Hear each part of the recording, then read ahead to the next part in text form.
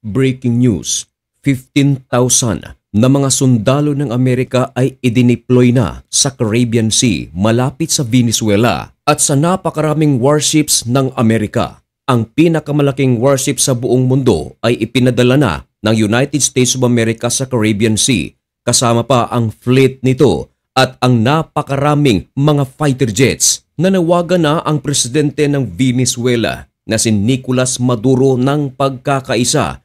Tinawag ng Venezuela na ang aksyon ng Estados Unidos ay pagsakop sa kanilang bansa. Naghahanda na rin ang kanilang mga sundalo. Pero ano naman ang tugon ng United States of America sa mga pahayag na binitawan ng Venezuelan President?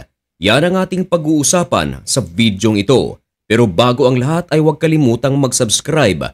At dahil nandito ka na rin lang naman, samahan mo na ng matamis mong like ang videong ito at i-click ang notification bell. Napakalaking tulong yan para sa aming mga content creators.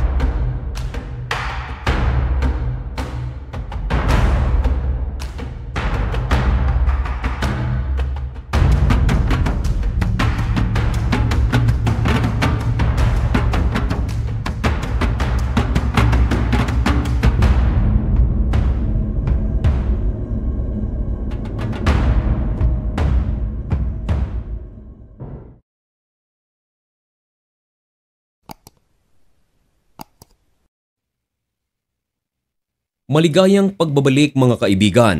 Kumusta kayong lahat? Ngayon ay November 14, 2025 at nagbabaga at napakabagong balita ang ating ihahatid sa inyo. Iwanan muna natin ang balita sa West Asia, particular sa Israel, Hamas, Hezbollah, Houthis at maging sa Pilipinas. Dako muna tayo sa balitang West sapagkat painit ng painit ang tensyon sa pagitan ng United States of America at ng Venezuela. Tama ang inyong narinig sa ating intro. Ang pinakamalaking warships ng Amerika kasama ang fleet nito, karga pa ang napakaraming mga fighter jets ay idineploy na ng United States of America sa Caribbean waters. Maliban pa riyan, ang 15,000 na mga sundalo ng Amerika ay nakadeploy na rin sa mga lugar na kung saan merong mga base militar ang Amerika at ito ay tapat na tapat naman sa Venezuela. Isa riyan ay ang Puerto Rico. Ang puwersa ng Amerika kasama ang kanilang mga high-tech na kagamitan na lumusob ngayon sa Caribbean waters, animoy susulong sa isang napakalaking giyera.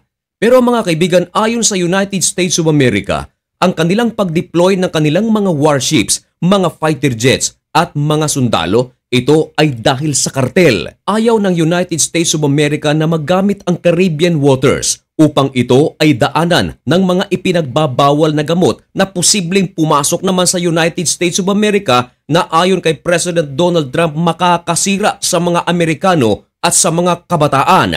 Kaya naman, nagsagawa na ng 20 na pag-atake ang United States of America sa mga sasakyang pangdagat na dumadaan sa Caribbean waters na hinihinalang karga nito ang mga ipinagbabawal na gamot at eto mga kaibigan ay nagmumula sa Venezuela. Marami ng mga buhay ang nawala dahil sa mga pag-ataking isinasagawa ng United States of America sa mga barko na dumadaan sa Caribbean waters. Pero wala ni isang sundalo ng Amerika ang nasaktan sa operation na ito. Ayon sa ulat ng Al Jazeera, tinawag ng United States of America ang kanilang pag-deploy ng mga warships at fighter jets sa Caribbean waters bilang misyon. Tinawag itong Southern Spear Mission. At napakalaking misyon ito ayon mismo kay President Donald Trump.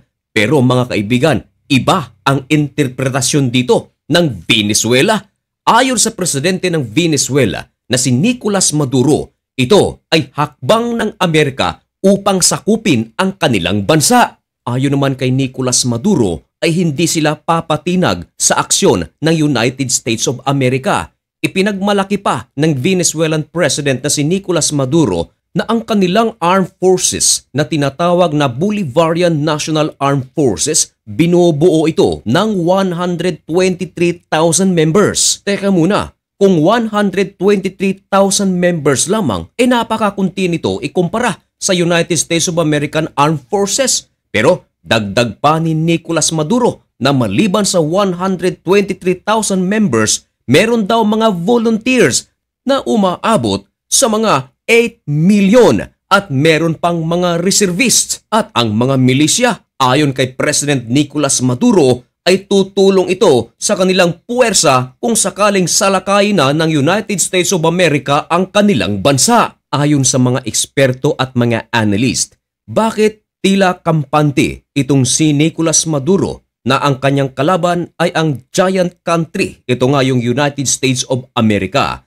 Ayon sa mga ulat, magkaibigan ang Venezuela at Russia at ang China at nangako rin ang mga bansang ito na tutulong sa Venezuela kung sakaling ano ang mangyari. At maliban pa riyan sa mga aksyon ng United States of America sa Caribbean waters, kahit na kaliwat kanan ang mga pambabatikos ng 7 bansa na alyado ng United States of America, ay patuloy pa rin ang pag-deploy ng United States of America ng kanilang puwersa sa Caribbean waters. Alam ng United States of America kung gaano kahalaga ng mga allied countries. Pero sa pagkakataong ito ay tila isinasantabi ng United States of America ang concerns ng kanyang mga allied countries. Indikasyon na napaka-importante ng kanilang misyon sa Caribbean waters at hindi lang importante, talagang napakalaki nito kung ituring ng United States of America. Nanawagan naman si Nicolas Maduro ng pagkakaisa sa lahat ng mga Venezuelan dahil sa tensyon ng United States of America at ng kanilang bansa. Pero kahit na nababalot na ng puwersa ng Amerika ang Caribbean waters, lagi pa ring sinasambit ni Nicolas Maduro ang pagkakaisa ng United States of America at Venezuela. Hinala ni Nicolas Maduro kung bakit ganito ka-obses ang Amerika sa pagpapadala ng kanilang mga warships sa Caribbean waters. Nais daw ni US President Donald Trump na magkaroon ng regime change sa Venezuela. Kumbaga, nais patalsikin ng United States of America ang pamunuan ni Nicolas Maduro sa Venezuela. Hinihinala kasi ng United States of America na itong si Nicolas Maduro ay konektado sa mga nagbibenta ng mga ipinagbabawal na gamot sa iba't ibang panig ng mundo, bagay na itinatanggi naman ni Nicolas Maduro. Nako, napakatinding tensyon at napakalaking gulo ang nangyayari ngayon sa pagitan ng United States of America at Venezuela. Ang mga mata ng mga reporters, mga news agencies sa iba't ibang panig ng mundo ay nakatutok dito, maging ang mga bansa, mga world leaders, allied man o oposisyon. Sana ay hindi na humantong sa isang napakalaking digmaan ang sitwasyon na ito. Sana ay magkaayos na lang sila. Mga kaibigan, ipanalangin po natin na sana ay hindi na nga magkaroon pa ng digmaan ang dalawang bansang ito. Oo nga't meron ng hinulaan sa Biblia na magkakaroon at makakarinig tayo ng mga digmaan sa iba't ibang panig ng mundo. Pero hindi pa rin masama kung tayo ay manalangin, lalong-lalo na hindi ito mali.